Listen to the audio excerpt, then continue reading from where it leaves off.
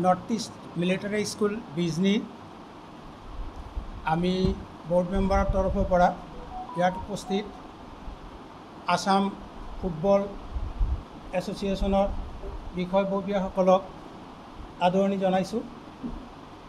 আজি আমি ইয়াত আমাৰ north east military school Bijni আৰু আসাম ফুটবল এছ'চিয়েশ্যন এই দুয়োটা পক্ষৰ মাজত এটা মৌ চহীৰ বাবে আমি ইয়াতে একগোট খাইছোঁ। এইটো আমাৰ আজি নৰ্থ ইষ্ট মিলিটাৰী স্কুলৰ ইতিহাসত এটা গৌৰৱৰ দিন। আজি আমাৰ এই স্কুল অসমৰ ফুটবল ইতিহাসত এটা নতুন অধ্যায় ৰচনা কৰিবলৈ গৈ আছে। আমাৰ এই স্কুলৰ পৰা যোৱা বছৰ ইণ্টাৰ ডিষ্ট্ৰিক্ট ফুটবল টুৰ্ণামেণ্টত কেইজনমান প্ৰতিভাৱান খেলুৱৈ যথেষ্ট উন্নত মানৰ ফুটবল খেল প্ৰদৰ্শন কৰিছে। তাৰ বাবেই আমাৰ মাননীয় সুদীপ প্ৰধান ডাঙৰীয়া ইয়াৰ আগতে তেওঁ অৱগত আছিল আৰু তেওঁৰ উদ্যোগতে আজি Assam football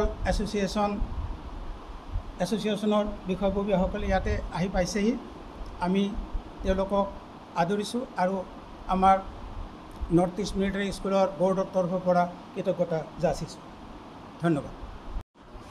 north east military academy বিজনিত যিটো আছে আৰু অসম ফুটবল সন্থাৰ হৈ আমি এটা বুজাবুজি কৰাৰ কাৰণে আমি এটা প্ৰচেষ্টা চলাই আছোঁ। আমি অসম ফুটবল সন্থাই প্লানিং কৰি আছোঁ কেনেকৈ আপোনাৰ অসমত ফুটবলটো ডেভেলপ কৰিব পাৰে।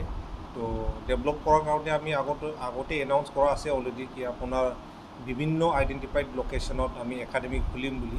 এতিয়া আমি কেনেকৈ north east military school Bijni আৰু অসম ফুটবল সন্থা দুটাৰ মাজত মিলা প্ৰীতিৰে আমি এখন ইয়াতে একাডেমি চলাব পাৰে, ৰেচিডেঞ্চিয়েল একাডেমি।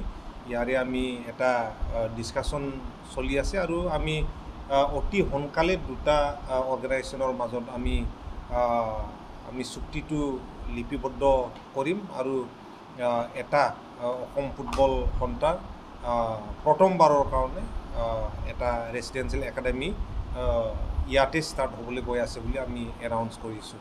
আপোনালোকৰ তৰফৰ পৰা কিবা যদি সুধিব লগা আছে আপোনালোকে সুধিব পাৰে। ইয়াতে আমাৰ উপস্থিত আছে ৰতন কুমাৰ ৰায় ডাঙৰীয়া, ডক্টৰ ৰতন কুমাৰ ৰায়, তেখেতে ৱৰ্কিং প্ৰেচিডেণ্ট হয় north east military school management কমিটিৰ। আৰু ইয়াতে আছে আমাৰ নুমলীগড় ৰিফাইনাৰী লিমিটেডৰ ইণ্ডিপেণ্ডেণ্ট ডাইৰেক্টৰ সুদীপ প্ৰধান ডাঙৰীয়া আৰু সকলো মেনেজমেণ্ট কমিটিৰ মেম্বাৰসকল আছে।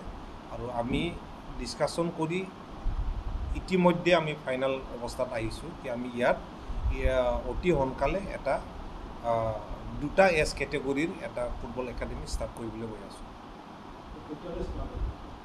আপোনালোকে আমি অলপ ফিল্ডখন প্ৰিপেৰেশ্যন কৰিব লাগিব আৰু হোষ্টেল ফেচিলিটি আমি চাম এতিয়া কিমান ল'ৰা ৰাখিব পাৰে। তো এইবোৰ চাই পিনি আমি জুলাই বা আগষ্টত এটা বেটছ ষ্টাৰ্ট কৰাৰ কাৰণে আমি চেষ্টা কৰি আছোঁ।